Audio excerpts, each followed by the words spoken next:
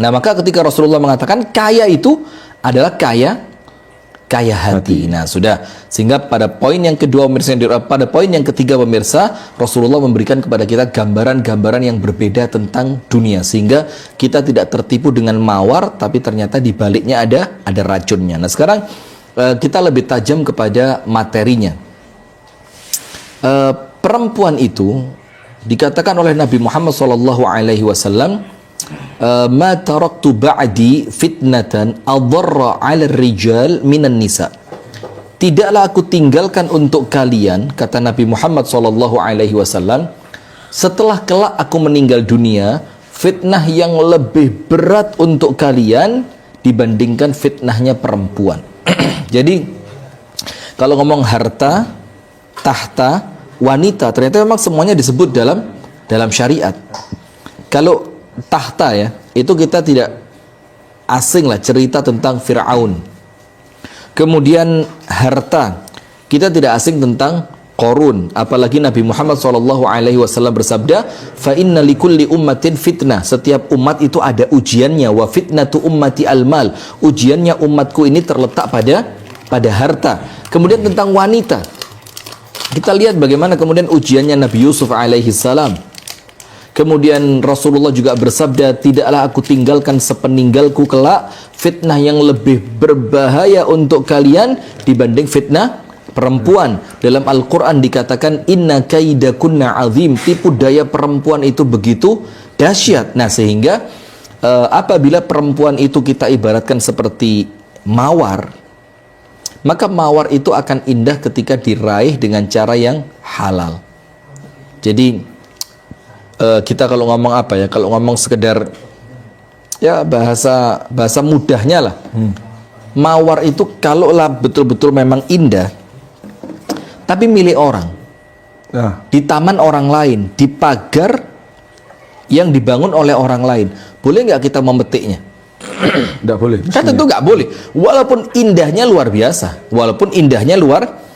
kita ingin memiliki, maka kita tetap tidak akan berani. Sama juga ketika perempuan itu bukanlah dimiliki dengan cara yang sah, maka dia akan lebih berat racunnya dibanding keindahannya. Dia akan lebih besar keburukannya dibandingkan sekedar kesenangan-kesenangan beberapa saat saja.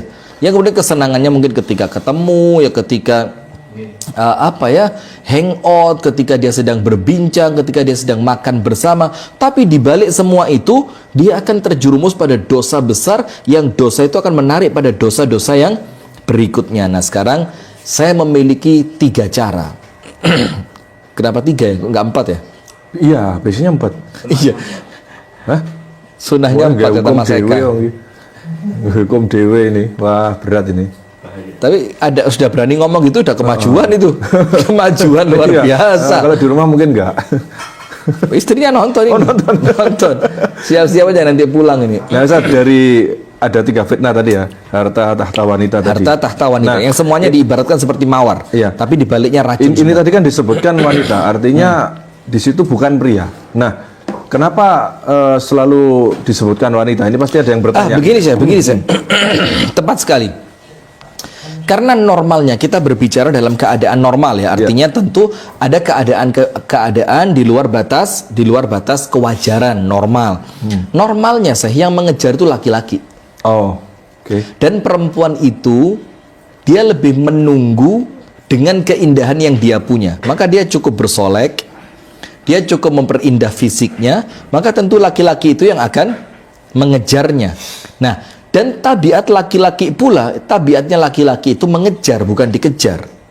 Nah, walaupun tentu sekarang bisa lah kalau dibilang, oh itu di tempat kami Ustadz, banyak tante-tante kaya yang kemudian juga ngincer pemuda. Nah, itu beda lagi ceritanya. Di luar batas normal itu ya? Iya, tentu abnormal. Itu kayak warung. Up itu. Kalau warung up. Ya, up. Ini abi. Uppercut. Job apa? Job. Kok job? Jeb. Waduh, job lah pekerjaan. Job. Ya. Nah, maka memang normalnya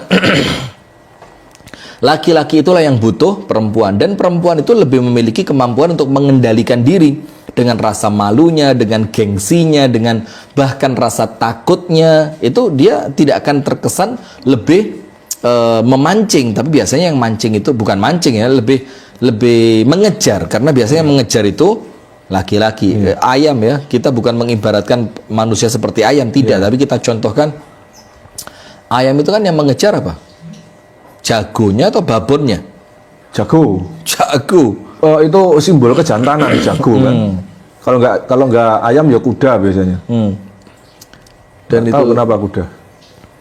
Saya kalau mau cerita ini yo nggak pantas sedang live, tapi nggak cerita kalau saya kepingin. Dengan bahasa mungkin yang diperhalus. Nggak bisa. Oh, nggak bisa ya? Nggak bisa. Ini sehalus apapun bahasanya, konotasinya mesti ke arah sana. Jadi mendingan kita tahan aja lah. Nah begini, karena ada kemampuan menahan diri tadi. Nah, sehingga pemirsa yang dirahmati oleh Allah, ada 3 cara, 3 bahasanya apa yang keren apa ya, treatment ya. Ada 3 hal yang bisa menjaga kita agar kemudian tidak tertipu dengan indahnya mawar, dan kita betul-betul betul-betul sadar bahwa di balik mawar tadi tersimpan racun yang begitu berbahaya. Nah, ini salah satu contoh gagal paham. Aisyah dan Khadijah dinikahi karena pintar bukan cantiknya. Nabi ganteng nurun ke anak-anaknya, jangan salah Ustaz. Ini kan tadi yang dibicarakan di luar batas normal. Nggak, maksudnya apa? Saya nggak paham. Ya, saya juga nggak paham, makanya ini contoh gagal paham. Aisyah dinikahi Nabi dan Khadijah bukan karena cantiknya katanya. Mungkin Anda belum dapat referensinya. Jadi Ibunda Khadijah itu perempuan tercantik di zamannya. Nah, tuh dengerin. Ibunda Khadijah itu perempuan yang bukan sekedar cantik, tapi berkedudukan tinggi dan berharta. Jadi lengkap.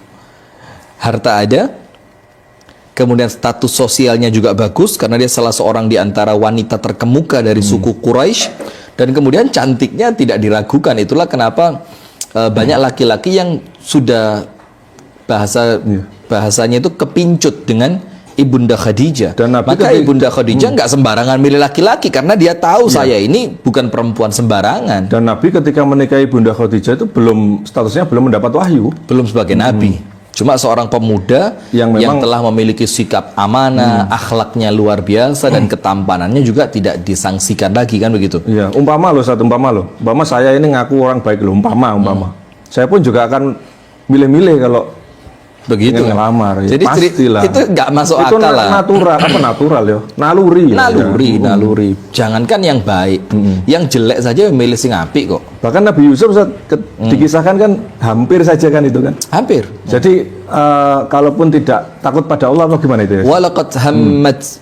Walaqad hamma biha wa hammat bihi laula ar-ra'a burhana rabbi. Itu Nabi Yusuf diistilahkan dalam ayat ini sudah memiliki keinginan terhadapnya, dan si perempuan itu punya keinginan terhadap Nabi Yusuf. Tapi keinginannya Nabi Yusuf oleh Allah dibatalkan sekiranya dia tidak melihat tanda dari Tuhannya. Maka Allah tampakkan tanda dari Allah, baru kemudian Nabi Yusuf terselamatkan. Berarti dari secara naluri manusiawinya tetap ada. Itu makanya tadi ketika dibahas fitnah itu ada perjalanannya, Ustaz ya. Tidak sesingkat itu. Baik. Siap. Jadi ada 3 pemirsa yang dirahmati oleh Allah. Nanti kalau ada sedikit tambahan ya mungkin jadi 4 lah ya. Karena kalau 3 kok kayaknya nanggung banget gitu. Nah, yang pertama, bagaimana agar kemudian kita selamat dari mawar yang nampaknya indah, nampaknya begitu menyenangkan, nampaknya begitu menarik, tapi kemudian di balik keindahannya menyimpan racun yang begitu berbahaya. Poin yang pertama, Anda fahami bahwa dunia ini bukan tempat untuk senang-senang. Itu poin pertama dulu. Jadi jangan Anda menganggap di dunia ini semuanya harus dilakukan sampai habis. Kesenangan nafsu harus ditunaikan, kesenangan perut ditunaikan, kesenangan ini, Jadi dunia ini bukan tempat untuk bersenang-senang. Tapi dunia ini adalah tempat untuk berlelah-lelah. Itulah kenapa Al-Imam Ahmad Ibnu Hanbal ketika ditanya rahimahullahu ta'ala, matar raha, kapan kita merasakan ketenangan, santai, tenang, nyaman? Kapan? Kata Imam Ahmad, ketika satu kaki kita sudah menginjak masuk ke dalam surga. Itu baru merasa tenang. Karena Imam Ahmad menunjukkan kepada kita, dunia ini bukan tempat untuk kita mengikuti hawa nafsu. Maka kita fahami hakikat dunia yang sementara ini, maka kita tidak akan tertipu dengan mawar yang begitu indah di hadapan kita. Maka Rasulullah ketika mengatakan tentang kematian untuk orang yang beriman, Nabi Muhammad mengistilahkan kematian itu adalah istirahat. Artinya ketika dibahasakan dengan bahasa istirahat, berarti sebelumnya apa? Ya kerja, ya capek, menahan diri, melawan hawa nafsu, dia betul-betul berjuang, dia betul-betul taat kepada Allah dengan penuh kesabaran, dengan penuh perjuangan, dengan penuh effort. Baru ketika dia meninggal, ya ayyatuhan nafsul mutmainnah irji'i ila rabbiki radiyatan mardiyah. Baru ketika dia meninggal, Allah bilang apa? Wahai jiwa yang tenang. Kapan tenangnya? Menjelang wafatnya. Ketika di dunia dia bekerja, dia menahan diri, dia menahan keburukan, dia menjalankan ketaatan, dia melawan hawa nafsunya. Itu ketika di dunia. Nah, maka supaya kita tidak tertipu dengan mawar yang ternyata di baliknya adalah racun, fahami dunia ini bukan tempat untuk kita melampiaskan semua yang kita inginkan. Tempat dunia ini adalah tempat di mana kita perlu menjaga diri.